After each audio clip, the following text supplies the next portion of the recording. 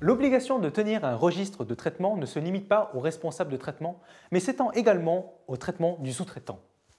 Vous l'avez compris, dans cette vidéo, nous allons voir ensemble l'obligation de tenir un registre des catégories d'activités de traitement du sous-traitant.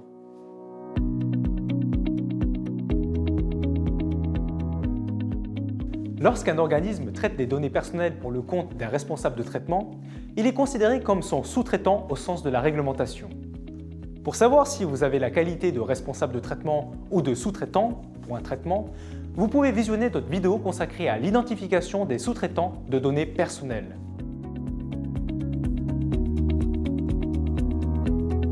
En tant que sous-traitant, votre organisme devra tenir un registre de l'ensemble des catégories d'activités de traitement effectuées pour le compte de vos clients qui seront les responsables de traitement.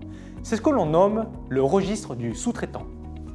Ainsi, tout organisme devra tenir un registre des traitements pour lesquels il assure le rôle de responsable de traitement, par exemple la gestion de la clientèle, la gestion des ressources humaines, mais également un registre des catégories d'activités de traitement pour lesquelles il assure le rôle de sous-traitant. Par exemple, pour un prestataire de services d'hébergement, l'opération de traitement portera sur la gestion de l'hébergement des données de ses clients. N'oublions pas qu'en tant que sous-traitant, vous avez également l'obligation de garantir la transparence et la traçabilité des traitements que vous effectuez pour le compte de vos clients, les responsables de traitement. Ainsi, ce registre fera partie des informations essentielles à mettre à disposition de vos clients pour démontrer le respect de vos obligations et assurer la bonne réalisation de leur audit. En pratique, le registre se compose de fiches de traitement. Une fiche doit être établie pour une catégorie d'activité de traitement et doit comporter, au minimum, les informations suivantes.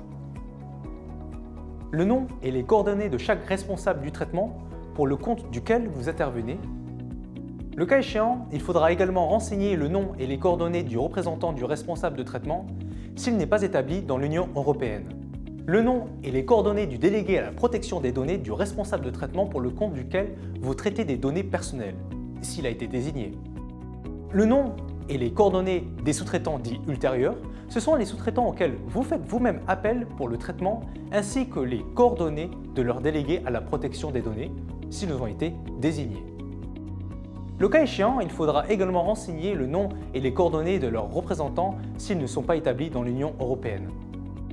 Attention, pour rappel, si vous souhaitez recourir à un sous-traitant pour déléguer une partie des activités de traitement dont vous avez la charge, vous devez préalablement obtenir l'autorisation écrite du responsable du traitement. Les consignes concernant le recours à un sous-traitant ultérieur sont généralement contenues dans le contrat vous liant à votre client. Dans le cas où vous seriez vous-même un sous-traitant ultérieur, il convient de renseigner le nom et les coordonnées du sous-traitant pour le compte duquel vous intervenez. Le cas échéant, il faudra également renseigner le nom et coordonnées du représentant de ce même sous-traitant s'il n'est pas établi dans l'Union européenne, ainsi que le nom et coordonnées de son délégué à la protection des données s'il a été désigné. Vous devez ensuite renseigner les catégories de traitement effectuées pour le compte de chacun de vos clients. L'objectif consiste à décrire l'ensemble des opérations mises en œuvre au sein du traitement, de la collecte jusqu'à la destruction, en passant par la conservation des données présentes à l'article 4 alinéa 2 du règlement. Quelques exemples: collecte des données au moyen d'un formulaire papier, numérisation des documents et conservation des données dans un serveur interne, transfert des données au destinataire effectué via un service d'envoi sécurisé. Vous devez également renseigner tout transfert de données vers un pays tiers ou organisation internationale, ainsi que les garanties prévues pour encadrer ces transferts. Par exemple, clause contractuelle type, règles d'entreprise contraignantes. Enfin, vous devez décrire les mesures de sécurité technique et organisationnelle mises en œuvre. Ici, vous allez décrire l'ensemble des mesures de sécurité déjà en place, mais également, le cas échéant, les mesures prévues contractuellement par votre client.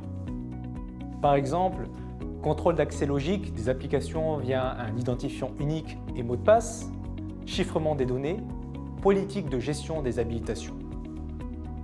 Le registre étant un outil de pilotage de la conformité, rien ne vous empêche d'y renseigner des informations supplémentaires. Cela vous aidera même à répondre à vos obligations d'assistance, d'alerte et de conseil auprès de vos clients. Pour un même traitement de données personnelles, le responsable de traitement et le sous-traitant devront chacun établir une fiche de ce traitement. Ces deux fiches de traitement sont complémentaires et forment en quelque sorte les deux faces d'une même pièce. Et donc, au-delà de l'obligation réglementaire, une bonne tenue du registre du sous-traitant permettra au responsable de traitement, le client, de compléter son propre registre. Ainsi, pour un sous-traitant, la tenue de son registre est un facteur de confiance pour ses clients et futurs clients. Merci de nous avoir écoutés. N'hésitez pas à nous faire part de vos interrogations et de vos retours d'expérience sur ce sujet dans l'espace commentaire. Et quant à moi, je vous retrouve pour une nouvelle vidéo.